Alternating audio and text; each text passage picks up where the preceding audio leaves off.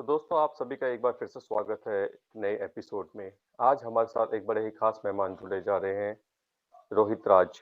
रोहित राज जो कि campus recruit है और इनका कैंपस रिक्रूटमेंट हुआ है देश की जानी-मानी कंपनी रिलायंस के अंदर। रिलायंस का ही एक वर्टिकल है जियो इन्फोकॉम।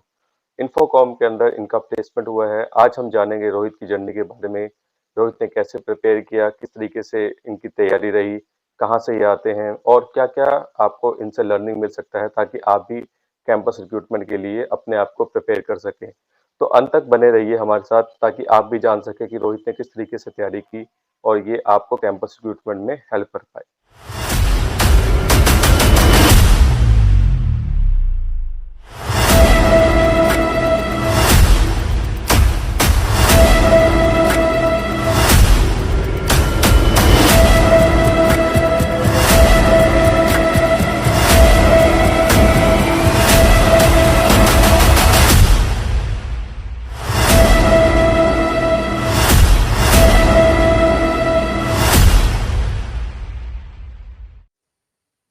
रोहित बहुत-बहुत स्वागत है आपका आज चमोली टॉक्स में। कैसे हैं आप? Thank you so much, sir, and very good evening to you. या वेरी गुड इवनिंग। रोहित थोड़ा-सा अपने बारे में बताइए, आप कौन हैं, क्या करते हैं और कहाँ से आते हैं? सर जैसा कि आपने बोला मेरा नाम रोहित है, पूरा नाम रोहित राज और basically I am from Hazaribagh Jharkhand and I completed my 10th and 12th from there only, from my hometown. After that, I migrated to Dehradun for my BTech degree. So I have done my all the academics, all the 4 years of academics, and I feel that whole 4 years were really very good experience of mine. And after that, I got placed in a very good company, and I feel that I'm very graced by it. That was a campus placement. So that's it, sir. And my hobbies are like gymming, and I used to sing as well. So these are the things that I want to say about me, sir. Okay, great. तो आप झारखंड से आते हैं, जेवीआईटी के student हैं। Okay, थोड़ा-सा आप बताइए कि आप कौन-सी ब्रांच के स्टूडेंट हैं और कैसे आपने एडमिशन लिया, किस तरीके से आप लैंड अप हुए देहरादून के अंदर? ओके सर, सो मेरा जो स्ट्रीम है वो बीटेक सीएसई है, कंप्यूटर साइंस। एंड मेरे एक सीनियर थे, मेरे एक रिलेटिव थे, वो यहाँ पे यहाँ से पास आउट है। So he referred me for this college for JBIT because of the placement and all was really good. So I entered JBIT Dehradun after completing my 12th. So that's it. That was the journey that I have after 12th, sir. Okay, great. तो रोहित आपका placement जो हुआ है जियो के अंदर हुआ है, ठीक है? तो हम Yes. जानेंगे इसके बारे में कैसे रहा, किस तरीके से रहा और क्या-क्या आपने स्टेप उठाए। तो फर्स्ट ईयर से अगर हम जर्नी की बात करते हैं आपकी, तो first year Yes, sir. Onward कैसा रहा आपका? आप थोड़ा-थोड़ा बताइए कि फर्स्ट ईयर कैसा रहा, देन सेकंड ईयर कैसा रहा, किस तरीके से आपने तैयारी की, क्या रहा? Yes, sir. सर 12th तक तो ऐसा कुछ कंप्यूटर साइंस के बारे में उतना नॉलेज था नहीं मुझे. बट जैसे मैंने फर्स्ट ईयर में इंटर करा तो I got to know about the C language, which is a very basic language for any software engineer or who had pursued computer science.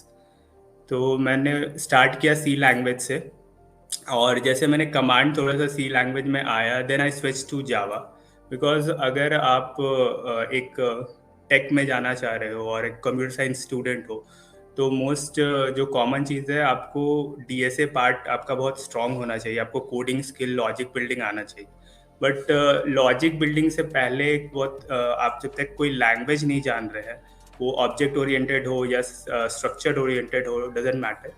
लेकिन अगर जब तक आप एक लैंग्वेज नहीं जान रहे हैं, तब तक आप डीएसए के क्वेश्चंस को सॉल्व नहीं कर सकते. और most of the companies, coding round हो या टेक्निकल इंटरव्यू हो, उसमें डीएसए के क्वेश्चंस वो पूछती ही पूछती है. So I focused on DSA and some skills I gained in third और fourth year, like web development and app development, जो कि मैंने अपने रिज्यूमे में मेंशन करा. और कुछ प्रोजेक्ट्स थे जिनको मैंने अपने रिज्यूमे में मेंशन करा, लाइक माइनर प्रोजेक्ट्स थे जो कॉलेज के एकेडमिक्स में भी मैंने डाले हैं, मेजर प्रोजेक्ट्स थे वो भी मैंने कॉलेज के एकेडमिक्स में डाले हैं और रिज्यूमे में अपलोड करा है. तो these are the things that I have done in my 4 years, sir. Okay. तो एज ए सीएससी स्टूडेंट आपने सी सी प्लस प्लस पे काम किया, डीएसए सीखा, तो जैसे आपका प्लेसमेंट हुआ जियो के अंदर, तो सिर्फ यस सीएस वाले तो प्लेस नहीं हुए होंगे, उसमें electronics and communication double E वाले भी प्लेस हुए होंगे। तो क्या उन स्टूडेंट को भी ये कोर्स करना चाहिए, सी सी प्लस प्लस डीएसए, ताकि वो भी इन कंपनीज में बैठ सके, compete कर सके? सर, एक सर होता है एकेडमिक्स, एक होता है सर स्किल बिल्डिंग। लाइक सी लॉजिक, सी है, जावा है, आप कोई भी प्रोग्रामिंग लैंग्वेज को अगर सीख रहे हैं वो एक स्किल है आपका। So academics is a different perspective. आप जो सो एग्जाम्स में पढ़ भी रहे हो तो एक सप्ताह या 1.5 सप्ताह पहले आपका प्रिपरेशन हो जाएगा एग्जाम का, but through out the college आपको अपने स्किल्स पे काम करना है। अब वो आप ईसी के हो, मैकेनिकल का हो, उससे कोई मतलब नहीं है, वो कोई भी कर सकता है उस चीज़ को। सो आई वुड प्रेफर कि आप अगर मैकेनिकल में या ईसी में हो या कंप्यूटर साइंस स्टूडेंट है तो वो तो कंपलसरी है आपके लिए करने के लिए। बट अगर आप डीएसए और किसी एक लैंग्वेज को मास्टर कर ले and you have some skills like, अभी तो काफ़ी इवॉल्विंग टेक्नोलॉजीज आ गई हैं like AI, cloud computing and all, but still MNC wants DSA, क्योंकि उससे उनको पता चलता है कि आपका माइंड कितना ब्रॉड है और किस एक्सटेंट तक आप सोच पा रहे हैं, लॉजिक बिल्ड कर पा रहे हैं। So any one can do it sir, ऐसा नहीं है कि ये सिर्फ सीएससी स्टूडेंट्स के लिए ये है। Most of the mechanical and EC student also switching in these fields. Okay. तो आपके कहने का मतलब ये है कि अगर स्किल सेट है किसी भी स्टूडेंट के पास, whether he is coming from any any background, any stream, तो they can yes, apply and they can crack the interviews. Yes sir. Okay. अब तो वो भी है सर कि कंपनी पे डिपेंड करता है। Like most of the companies है कि वो एक स्टैंडर्ड सेट कर देती है कि हाँ, हम सीएससी स्टूडेंट्स को ही लेंगे, बट वो हर हम्म, कंपनी के लिए नहीं होता है। बहुत सारे कंपनी ईसी स्टूडेंट को भी सीएस बैकग्राउंड में रखते हैं। ले काफ़ी सारे लेती है। मेरे दोस्त भी हैं जो गए हैं इसी में हो करके एक डेटा एनालिस्ट का जॉब कर रहे हैं या किसी वेब डेवलपर का जॉब कर रहे हैं। It's not like right. That. Yes. Okay. तो रोहित, एक चीज और बताओ, आपकी एक किसी भी जॉब को लेने के लिए रिज्यूमे का कितना बड़ा रोल है, क्या लगता है आपको, और क्या क्या चीजें सर, रिज्यूमे के अंदर होनी चाहिए? सर रोल तो डेफिनेटली है, क्योंकि स्टार्टिंग में जब कोई भी रिक्रूटर आपसे कांटेक्ट कर रहा है या आपके लिए आ रहा है रिक्रूटमेंट के लिए, तो वो सबसे पहले आपका रिज्यूमे देखेगा। तो उसको रिज्यूमे से काफ़ी चीज़ें आपके बारे में समझ आएंगे कि ये अपने 4 ईयर ऑफ करियर एकेडमिक्स में क्या करा है इन्होंने, या इनके स्किल सेट्स क्या क्या है। उसके अकॉर्डिंग भी वो लोग बहुत जज करते हैं स्टूडेंट को। Like if you are applying for the off campus, तो वहाँ पे टीपीओज नहीं होते हैं, कोई कॉलेज नहीं होता है, तो definitely they will see you through your resume only. So it's play an very vital role during the recruitment. Okay. तो रिज्यूमे बहुत ही जरूरी है और वाइटल रोल प्ले करता है इसके अंदर। जैसे उसमें यस, अंदर आप इंटर्नशिप डालेंगे, प्रोजेक्ट डालेंगे, स्किल सेट डालेंगे, if you have any work obvious, experience you can also put over there, extra curriculum activity, exactly. आपको कुछ अवार्ड मिले हैं, रिकॉग्निशन मिले हैं, so all these are the part of the resume. और अगर ये सब चीजें आपके यस, रिज्यूमे में होती तो इट स्ट्रेंथन योर रिज्यूमे, और साथ साथ आपको एक अच्छा जॉब देने में ये रिज्यूमे आपका बहुत हेल्प करता है, because this is the only document जो कि पहले कंपनी देखती है, राइट? Exactly sir. ओके। तो रोहित, इंटर्नशिप आपने किया था कहीं से, second year, third year, final कहीं पे? यस सर, थर्ड ईयर में एक मैंने इंटर्नशिप करा था, like that was of web developer. वो कि ऐसे तो हम लोग का जो सेकेंड ईयर थर्ड ईयर था वो कोविड में चला गया, बट वो एक हम्म। ऑनलाइन इंटर्नशिप था जो कि करा था, क्योंकि मैंने फिजिकली जाके कर नहीं पाया, क्योंकि फोर्थ ईयर होते होते हम लोग का कॉलेज स्टार्ट हुआ था आफ्टर कोविड, और उसके बाद हम्म। प्लेसमेंट सीजन आ गए थे। तो लाइक एक ऑनलाइन ट्रेनिंग मैंने, लाइक इंटर्नशिप ही था वो। That was not a paid internship, but I got the certification of that. So I also included that in my resume also. Okay. So But it doesn't matter कि आपका जो internship है वो paid है या unpaid है, the thing matter that is कि आपको कुछ ना कुछ सीखना है इंटर्नशिप के yes, sir, अंदर, you right? should have experience. You should have a work exposure. Okay. Okay. तो Yes, ये सब चीजें बहुत जरूरी है जो कि आपको हेल्प करेगा कहीं ना किसी चीज के अंदर, राइट? बिल्कुल सर। ठीक है। ठीक है। सर तो ऐसे भी है, हाँ, बोलिए, कुछ कह रहे हैं आप? लाइक सर फर्स्ट ईयर से जर्नी, एक इंजीनियरिंग स्टूडेंट लाइक आया तो कॉलेज में, तो फर्स्ट ईयर से जर्नी उसको प्लान कर लेना चाहिए कि लाइक हमको इस वे में जाना है। आइदर आप वेब डेवलपर बनना है, ऐप डेवलपर बनना है, या डेटा साइंटिस्ट बनना है। तो वो फर्स्ट ईयर से वो अपने जर्नी को प्लान करना शुरू कर देना चाहिए, ना कि वो एकेडमिक पे फोकस करे। डेफिनेटली आपको एक परसेंटेज मेंटेन करना है अराउंड 75, बट उसको छोड़ के स्किल सेट भी गेन करना काफ़ी ज़रूरी है। विदाउट स्किल सेट आपको कोई कंपनी हायर नहीं करने वाला है। हाँ, एक किसी किसी में एक ये होता है कि हाँ 75% या 70% का एक बार सेट कर दिया जाता क्राइटेरिया है, होता बट वो हर कंपनी के लिए नहीं होता है वो चीज़। है। सो राइट। आई तो से बड़ी कि अच्छी परसेंटेज के पीछे ना जाए उतना। नहीं, ये बड़ी अच्छी बात बोली आपने। बहुत सारी कंपनी होती है जो थ्रू आउट 60%, 65%, 70-75% भी लेती है। ठीक है, यस। एकेडमिक्स तो बहुत जरूरी है ही है एज ए बीटेक स्टूडेंट और as a student from any branch. ठीक है, 10th 12th में जो भी आया परसेंटेज आप उसका कुछ नहीं कर सकते, but that is your responsibility कि आप अगर सेकंड ईयर थर्ड ईयर के अंदर है या फर्स्ट ईयर के अंदर है तो आप एक जो है परसेंटेज को मेंटेन करके रखें, अच्छी परसेंटेज बनाएं एग्जैक्टली। और साथ साथ हम्म। परसेंटेज के साथ साथ आप जो है अपने स्किल सेट पे जरूर काम करें। Right, skill set exactly. बहुत जरूरी है। अच्छा, एक चीज और है रोहित कि बहुत सारे स्टूडेंट आज की डेट में कंफ्यूज रहते हैं। कंफ्यूज क्या रहते हैं कि वो बहुत सारी टेक्नोलॉजी पे हाथ आजमाना चाहते हैं। वो जावा भी यस करेंगे, पीएचपी भी करेंगे, पाइथन भी करेंगे, डाटा स्ट्रक्चर में भी जाएंगे, बहुत सारी चीजें लेके वो लोग काम करना चाहते हैं। तो क्या कहते हो आप कि एक चीज के ऊपर उसको स्किल सेट करके अपना फोकस करना चाहिए या फिर मल्टीपल जो टेक्नोलॉजी है उनके ऊपर तैयारी करनी चाहिए? सर, अगर आपको आपका फोकस एक कंपनी प्लेसमेंट है, तो डेफिनेटली आप पहला जो मेन फाउंडेशन है आपका वो एक प्रोग्रामिंग लैंग्वेज है और डीएसए है। पहले तो डीएसए और उस प्रोग्रामिंग लैंग्वेज को मास्टर करना ज़रूरी है, क्योंकि आप फोर्थ ईयर में जा करके अगर सोचोगे कि हम उस समय अगर डीएसए कर ले तो it won't be possible for you, क्योंकि it is a time taking process. DSA is a very long term process कि आप सेकेंड ईयर कर रहे हो, थर्ड ईयर कर रहे हो और एवरी डे आप उस चीज़ को कर रहे हो। इट्स लाइक अ मैथ कि अगर आप प्रैक्टिस छोड़ दिए तो उसके बाद शायद आपसे वो चीज़ ना हो पाए। लाइक मेरा जियो का प्लेसमेंट दिवाली के समय पे हुआ था।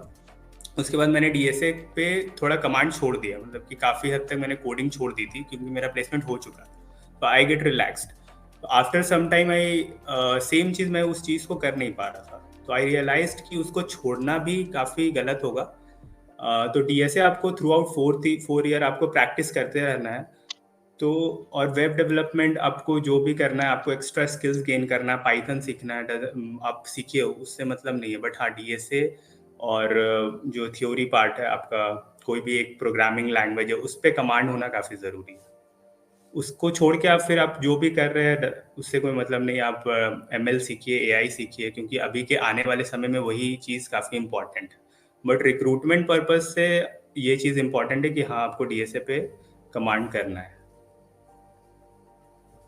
राइट, तो डीएसए लगभग लगभग सभी जगह आएगा। ठीक है, तो अभी Yes. बात करते हैं आपके प्लेसमेंट की। जियो के अंदर जो आपका प्लेसमेंट हुआ है, तो जी सर। आप मुझे बताइए कि जियो में प्लेसमेंट हुआ, आपका कैंपस रिक्रूटमेंट हुआ, राइट? तो उसमें कौन कौन से राउंड ऑफ इंटरव्यूज, पहले हम राउंड ऑफ इंटरव्यूज की बात करते हैं कि राउंड ऑफ इंटरव्यूज कौन कौन से हुए Yes, थे? sir. There were 4 rounds of interview. First was the GD round, that is group discussion, in which we are 11 or 12 students, जहाँ पे एक टॉपिक हम लोग को प्रोवाइड करा गया था और उस टॉपिक के ऊपर हम लोग को एक एक करके बोलना था। सो दैट वहाँ पे कोई डिबेट नहीं था, बट एक तरीके का अपना पॉइंट को रखना था और एक दूसरे के डिस्कशन, दैट बारे वाज अ का डिस्कशन। views को जानना था। That was the ठीक group है। discussion round. Second round, sir, was a coding अच्छा round, रोहित, जो मैं कि मशीन। यहाँ पे थोड़ा सा रोकना चाहूंगा। जो आप बोल रहे ग्रुप डिस्कशन हुआ आपका, that was to check your communication या फिर पूरा ओवरऑल उसको देखने के लिए क्या मेन पर्पस था उस डेफिनेटली ग्रुप डिस्कशन का? कम्युनिकेशन।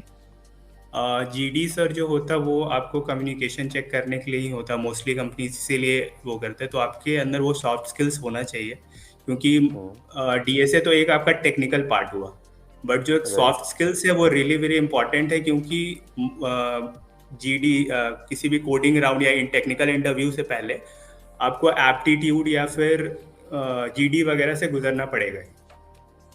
तो वो एक सिलेक्शन क्राइटेरिया होता है उनका, एक छांटने का तरीका भी है। और कॉर्पोरेट में without communication you won't be able to survive in that industry, exactly. Right? ठीक है, and then second round? So then second round was the coding round, which is machine based round, in which we have 2 questions of DSA, and one was the SQL question. Sorry, I forgot SQL. to. One was the SQL question. वो query एक होते हैं, structured query language. तो एक वो भी important part play करता है किसी भी इंटरव्यू प्रोसेस में।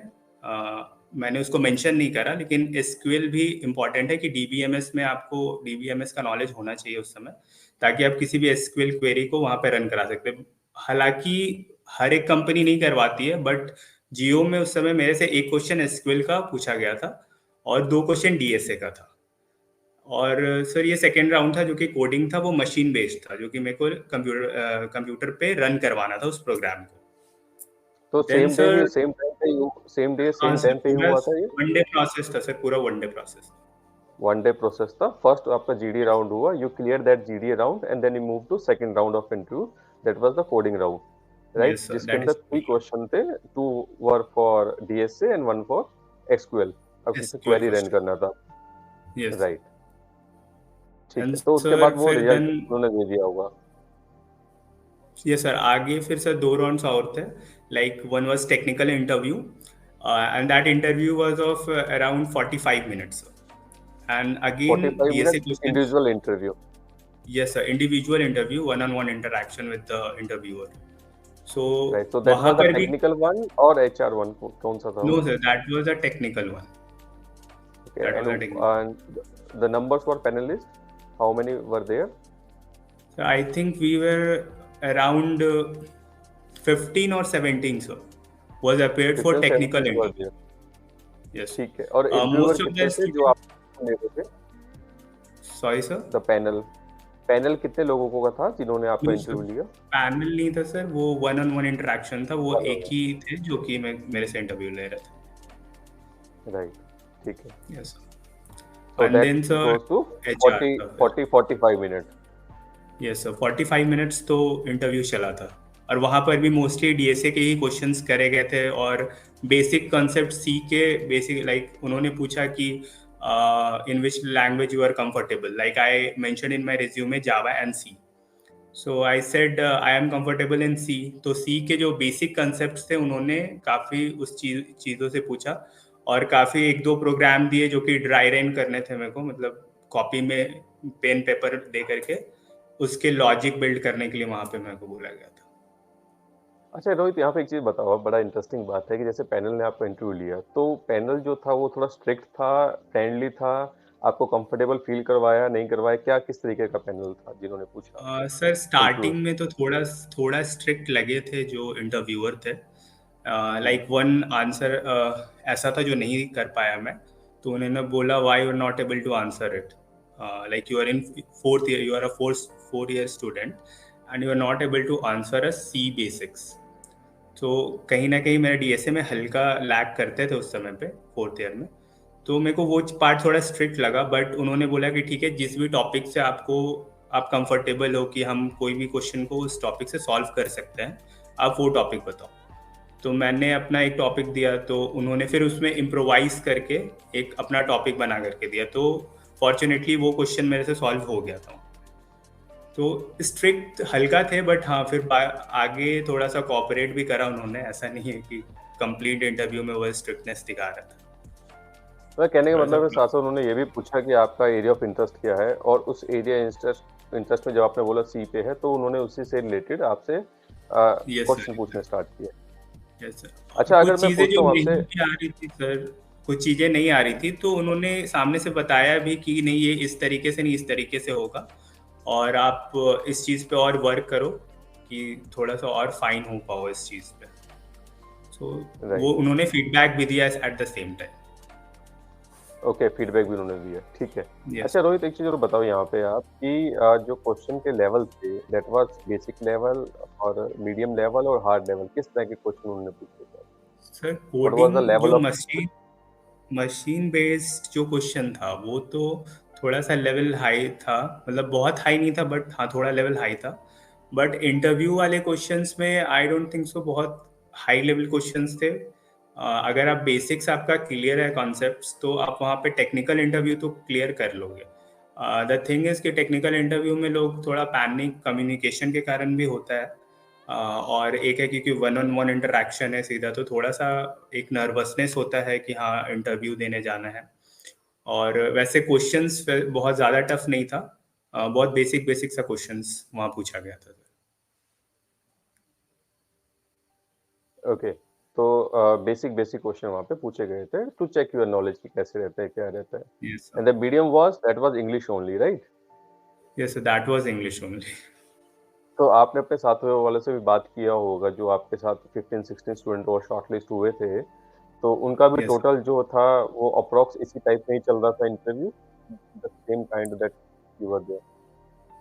आई थिंक सर वो उनका भी इसी लेवल पे था। हाँ, किसी किसी का अब किसी किसी से कुछ डिफिकल्ट क्वेश्चंस भी पूछे गए थे वहाँ पे। वो डिपेंड कर रहा है कि इंटरव्यूअर का थोड़ा माइंडसेट भी उस टाइम पे कैसा है। तो यू नेवर नो कि आपसे किस तरीके के क्वेश्चन पूछ लिया जाए। तो आपको एक है कि हाँ, जिस फील्ड से आपको लग रहा है कि हाँ, यहाँ से क्वेश्चन आ सकते हैं या इम्पोर्टेंट है, तो अगर आप सी बोल रहे हो या जावा बोल रहे हो तो आपको उसमें पूरा कमांड होना चाहिए। अब आप ये सोच के नहीं जाओगे कि हाँ वो इजी क्वेश्चन पूछने वाले हैं या टफ क्वेश्चन पूछने वाले हैं। आपको टफ पे भी कमांड होना चाहिए, इजी पे भी कमांड होना चाहिए। अब लक बेस्ड तो हम जा नहीं सकते वहाँ पे, राइट। राइट। तो थर्ड राउंड ऑफ इंटरव्यू होने के बाद that was the technical one, जब वो हो गया तो उसके बाद कितनी देर में रिजल्ट आ गया था? Sir around half an hour I called for the HR interview after half an hour. So an HR interview में भी सर ये नहीं था कि कंप्लीट HR था। वो उनके साथ में थोड़ा बहुत टेक्निकलिटी मिक्स था कि वो जानना चाह रहे थे कि किस किस एरिया में आपका इंटरेस्ट है। Like I said that I have interest in web development because at that time I'm working on the HTML, CSS and JavaScript. So they said that if you are very comfortable in web development, that what you want to do in your future. This kind of questions was like asked by the HR, and it was like HR and technical both thing. ठीक है, तो HR interview में भी जो panelist थे वो single थे या वहाँ पे 2 लोग 3 लोग थे? वहाँ पर भी सिंगल थे सर, वहाँ भी सिंगल ही सिंगल थे, थे। ठीक है। और कितनी देर का अप्रॉक्स चला ये HR interview? HR interviews of around 15 to 20 minutes, उससे ज़्यादा नहीं होगा। 15-20 मिनट्स का होगा, ओके Yes. ओके, ठीक है। तो अगर हम इसको देख के चलते हैं तो फर्स्ट राउंड ऑफ इंटरव्यू जो आपका जीडी था that was approx for 10 to 15 minutes, right? Yes sir. ठीक है, और उसके एंड सर बाद वहाँ जो पे भी एक कैच था टेक्निकल। कि वहाँ पे बोला गया कि एक टॉपिक है, आपको 5 मिनट्स में बोलना है। तो बहुत सारे स्टूडेंट ये समझे कि एक स्टूडेंट पे 5 मिनट्स होगा। तो काफ़ी जो मेरे अच्छा, लास्ट के साथ में जितने कोई थे, सारे दूसरे कॉलेज के भी थे। तो जितने साथ के थे उन्होंने क्या, उनको लगा कि 5 मिनट्स का एक होगा, तो आई स्टार्टेड ऑफ। क्योंकि जीडी में बहुत इंपॉर्टेंट होता है कि आइदर यू इनिशिएट और conclude. Break the ice. Yes, sir. So I break the okay, ice at that point of time. तो तो वो और आपको एक काफी एज तीन मिल कोई गया को उसमें। चांस ही नहीं मिला, और तीन कोई को अच्छा, चांस ही नहीं मिला लास्ट में, और उनको चांस नहीं मिला बोलने का कुछ भी, और 5 मिनट्स ओवर हो गया था। Okay, so with in 5 minutes सबको बोलना था, जो कि 10 to 15 लोग जो भी अप्रॉक्स 10 Yes. 11 जो भी लोग थे वहाँ पे उनको बोलने का मौका मिला। ठीक है, और जो कोडिंग राउंड था वो कितनी देर का था? Sir that was around half an hour. Half an hour में आपको 2 क्वेश्चन TSA के सॉल्व करने थे and 15 minute for the SQL query. Full query, then फिर आपका 45 मिनट का जो हुआ वो आपका technical round of interview technical हुआ, इंटरव्यू, और अप्रॉक्स 15 to 20 मिनट्स का आपका एचआर राउंड ऑफ इंटरव्यू हुआ। HR round. Yes sir. ठीक, तो रोहित इस पूरा प्रोसेस जो रहा इसमें एप्टीट्यूड टेस्ट वगैरह कहीं नहीं हुआ? सर इस रिक्रूटमेंट में तो एप्टीट्यूड नहीं हुआ, but I appeared for other companies also. तो वहाँ पर काफ़ी मतलब I think most of the companies में एप्टीट्यूड टेस्ट होते हैं। आइदर कोई कंपनी GD करवाता है, तो कोई कंपनी एप्टीट्यूड करवाता है। तो यू नेवर नो कि कौन से कंपनी किस इंटरव्यू को लेगी, लाइक GD लेगी या फिर एप्टीट्यूड लेगी। तो aptitude, GD, all these things are the part of recruitment. You have to be ready for any of these things. But for that particular geo, I don't have that aptitude round. Aptitude round नहीं हुआ इसमें, ठीक है। Yes. तो ये जो इन्होंने hiring किया रोहित, ये कौन सी प्रोफाइल के लिए इन लोगों ने हायरिंग किया? सर स्टार्टिंग में जब PPT सेशन हो रहा था, like pre placement talk, then वहाँ पे काफ़ी सारे प्रोफाइल्स थे, like software engineer, software developer, quality analyst and software tester उन्होंने बोला, and one two more thing was there, project manager and product manager, जो कि हर कंपनी उन्होंने बोला था कि हर कंपनी आपको डायरेक्ट इस प्रोफाइल के लिए हायर नहीं करती है, बट जो इज ऑफरिंग दैट।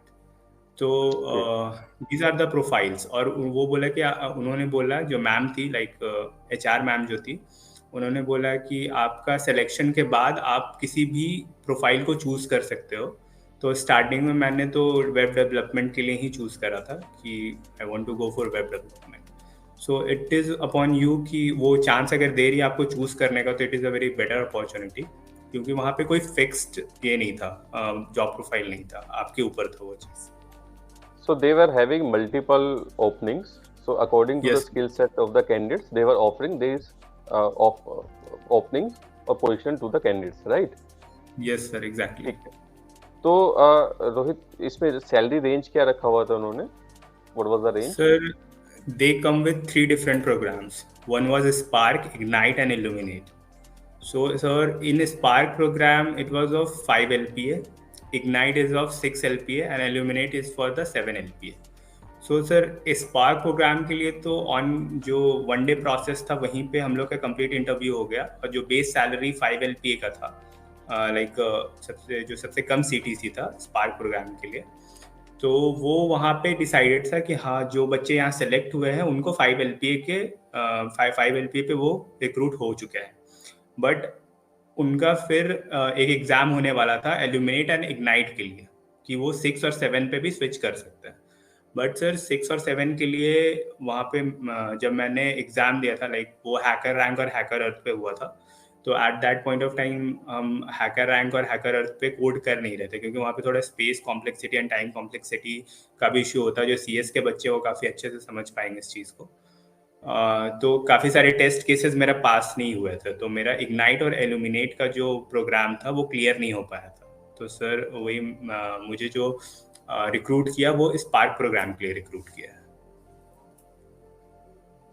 ठीक है, तो इग्नाइट में और अदर में आपने कौन सा बताया? एल्यूमिनेट। यस। तो इसमें किस तरह के क्वेश्चन आए थे?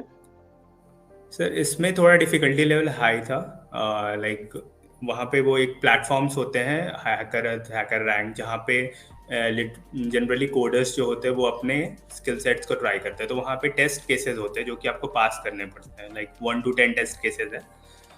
सो जब मैंने कोड करा था तो 3-4 टेस्ट केसेस पास करे थे, बाकी नहीं कर पाए थे, जिसकी वजह से मेरा कंप्लीट प्रोग्राम रन नहीं किया, पार्शियली रन किया था।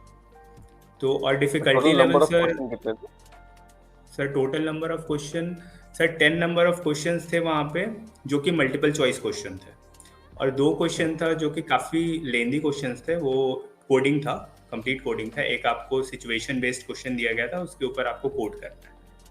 So that was little bit tricky.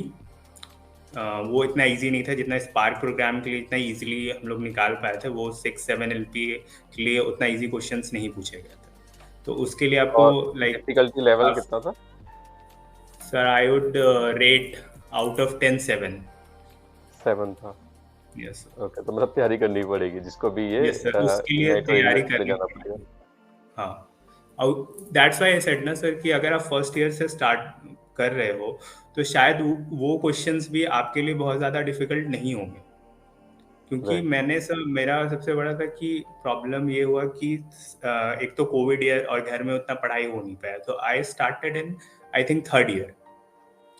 तो 3rd ईयर का स्टार्टिंग में मैंने सारे DSA स्टार्ट करा। ऐसे तो DSA हमारी 2nd ईयर में भी एक एज अ सब्जेक्ट था, बट उस समय उतना सब्जेक्ट को हम लोग काफ़ी ज़्यादा सीरियसली नहीं ले पाए थे। So I started off in 3rd year in DSA। That was my mistake, that was my failure कि हम फर्स्ट ईयर से स्टार्ट नहीं कर पाएंगे, तो कर पाए थे। तो जितने भी जूनियर्स उसको स्ट्रांगली रिकमेंड ज़रूर करेंगे कि आप इंजीनियरिंग कॉलेज में एंटर कर रहे हो, डे 1 और डे 2 से आप स्टार्ट कर दो कोडिंग करना, क्योंकि आपका कोर ब्रांच वही है, आपको कोर वहीं जाना। अगर आप सॉफ्टवेयर इंजीनियर हो गए, कोई और जॉब कर रहे हो, तो उस चीज़ का कोई फ़ायदा नहीं है। लाइक आप किसी और कोर्स को भी करके आप कोई दूसरे जॉब कर सकते हो। रोहित, हमारा सीरीज स्टार्ट करने का मकसद ही यही है हमारा कि जो स्टूडेंट जिनका बहुत अच्छी जगह प्लेसमेंट हुआ है और उन्होंने क्या क्या सीखा अपनी जर्नी में, तो ये स्टूडेंट जो हमारे फर्स्ट ईयर में है, सेकंड ईयर में या थर्ड ईयर में है, ठीक है, वो इस चीज़ को पहले ही सीख सके और जो गलतियाँ रह गई होंगी, गलतियाँ तो मैं नहीं बोलूँगा, बट जो कमियाँ रह गई हैं, जो being as A final year student आप उसमें नहीं कर पाए थे, तो आपकी बातों से सीख के दूसरे स्टूडेंट भी इस चीज़ को सीख सकें और अपने में इम्प्लीमेंट करके एक अच्छा प्लेसमेंट ले सकें, राइट? तो अब हम जब डेफिनेटली। आगे बढ़ते हैं, तो जब आपका ये हो गया, तो इस पूरे प्रोसेस में जितना भी टाइम लगा, तो उसके बाद जब आपके पास सिलेक्शन का मेल आया, वो कितने टाइम के बाद आया इस पूरे प्रोसेस के बाद? सर प्रोसेस तो काफ़ी लंबा था। Like I got selected in Diwali 2022, और उसके बाद फिर बीच में एक बार जनवरी और बिटवीन दिसंबर और जनवरी मेरा इग्नाइट और एल्यूमिनेट का टेस्ट हुआ था। टेस्ट के बाद मेरा जो इग्नाइट के लिए जो इंटरव्यू था, सो वो भी जनवरी में हुआ था, और एक कंफर्मेशन मेल आया था कि that you have been selected for the Spark programme, you have not competed in the Illuminate and Ignite. So वहाँ पे मैं कंफर्म हो गया था कि ठीक है, मेरे को एक स्पार्क प्रोग्राम में ही जाना है विथ 5 LPA। तो सर 10th ऑफ जनवरी के बाद फिर उनका कोई अपडेट नहीं था, तो I got little impatient also. तो सर अभी आई थिंक हाल फिलहाल में ही मेरे पास प्री बोर्डिंग प्रोसेस के लिए डॉक्यूमेंट वेरिफिकेशन के लिए मेल आया है, और शायद कुछ दिन में ऑफर लेटर उनके थ्रू आ जाए। लाइक अभी मैंने डॉक्यूमेंट वगैरह शेयर कर दिया उन लोगों को। राइट, तो अभी आपने डॉक्यूमेंट वगैरह शेयर कर दिए हैं, तो इट्स बीन अराउंड, आप मान लीजिए लगभग 1 साल होने वाला है इस पूरे प्रोसेस की, अगर हम बात करते हैं, बिकॉज़ यस सर, दिवाली के हो टाइम पे सकता लास्ट ईयर आपने किया था, और most probably within few days आपके पास ऑफर लेटर आ जाएगा और दिवाली के आस-पास ही आई विश कि आपको जॉइनिंग का है। हाँ, हो जाएगा। Yes sir, right, it's been to almost one. Right, right. तो स्टूडेंट्स, ये हमारे साथ रोहित जुड़े हुए हैं, जिन्होंने अपनी जर्नी के बारे में बताया, कैसे इन्होंने किया टाइप कॉलेज से होते हुए भी एक झारखंड से आके स्टूडेंट, इन्होंने तैयारी की अच्छे से, और जियो जैसी एक बड़ी ही रिनोल्ड कंपनी है, इसके अंदर इनका कैंपस प्लेसमेंट हुआ और ये स्पार्क प्रोग्राम के लिए इनका चयन हुआ, सिलेक्शन हुआ। इसके साथ साथ इनको इंटरनल पोजीशंस भी मिलती रहेगी, जिसमें ये इग्नाइट और इल्यूमिनेट के अंदर आके एज ए प्रोजेक्ट मैनेजर और प्रोजेक्ट में भी ये प्रोडक्ट। अच्छा प्रोडक्ट मैनेजर, यस, अच्छा काम कर सकते हैं और अच्छा एक ग्रोथ ले सकते हैं, राइट? तो रोहित, लास्ट में कुछ आप कहना चाहोगे स्टूडेंट को, कुछ बताना चाहोगे, कुछ टिप्स देना चाहोगे? सर डेफिनेटली फर्स्ट ईयर में जब बच्चे एंटर करते हैं, they are very excited for their college, right? Excitement ज़रूरी भी है, बट डेफिनेटली आपको जब आप एंटर कर रहे हो, तो मस्ती के साथ साथ आपको स्किल सेट पे काम करना काफ़ी ज़रूरी है। और देखो कि हाँ, इवॉल्विंग टेक्नोलॉजीज़ क्या क्या है, मेरा करियर किस में बनेगा। लाइक अभी के समय में ऐसा है कि AI एंड ML अभी के लिए इतना एडवांस टेक्नोलॉजी हो गया है कि हो सकता है आने वाले समय में शायद डेवलपमेंट्स जो है वो एक AI के थ्रू हो रहा हो। तो उस सिचुएशन, उस टाइम के अकॉर्डिंग आपको देखना है कि आपको किस तरह जाना है। Like if you want to be AI engineer, ML engineer, data scientist, तो अभी के लिए बहुत सारे फील्ड्स हैं। क्लाउड कंप्यूटिंग है, IoT है, तो there are lots of opportunity for you. उस टाइम जब हम लोग आए थे फर्स्ट ईयर में, तो शायद ये सब टेक्नोलॉजीज बढ़ रही थी। उस समय काफ़ी ज़्यादा अवेयर नहीं थे। शायद थर्ड फोर्थ ईयर आते आते मैं भी काफ़ी ज़्यादा अवेयर हुआ इस चीज़ के बारे में। तो अभी हमारे समय में और आने वाले समय में सर बहुत चेंज होने वाला है। तो every student should have that awareness कि क्या चेंज हो रहा है और किस तरीके से हमें उस चीज़ को फॉलो करना है। तो that's what I want to say sir to them. Okay, तो ये हमारे साथ जुड़े हुए थे रोहित। रोहित ने हमें बहुत सारी चीज़ें बताई, बहुत अच्छा बताई कैसे स्टूडेंट अपने आप को प्रिपेयर कर सकता है। Thank you so much Rohit to be the part of Vikas Chamoli talk. आपका बहुत-बहुत धन्यवाद, आप आए और आपने अपने जो विचार हैं स्टूडेंट के साथ किए। Thank you so much. Thank you, sir, and thank you, sir, for giving me this opportunity to be with you and have some information sharing, sir. Right, Right. Thank you, thank तो साथियों, ये रोहित राज थे, हमारे साथ जुड़े हुए थे। रोहित ने आज हमें बहुत सारी बातें बताई, कैसे आप अपने आप को प्रिपेयर कर सकते हो, किस तरीके से प्रिपरेशंस आपकी हो सकती है। तो इसी तरीके से हम कोशिश करेंगे कि और भी स्टूडेंट जिनका बहुत अच्छी जगह प्लेसमेंट हुआ है, कैंपस रिक्रूटमेंट हुआ है या ऑफ कैंपस हुआ है, फुल कैंपस हुआ है, किसी भी तरीके से उनका रिक्रूटमेंट हुआ है, उन्होंने कैसे तैयारी की, किस तरीके से की, ये सब जर्नी हम आपके साथ शेयर करेंगे। तो तब तक के लिए हम मिलते हैं एक नई वीडियो के साथ बहुत ही जल्दी। और आप सबसे गुजारिश है कि अगर आपको वीडियो अच्छा लगा हो तो आप इसको लाइक करें, चैनल को सब्सक्राइब करें, अपने दोस्तों का शेयर करें, बिकॉज शेयरिंग इज केयरिंग, ताकि वो भी सीख सकें। Thank you so much.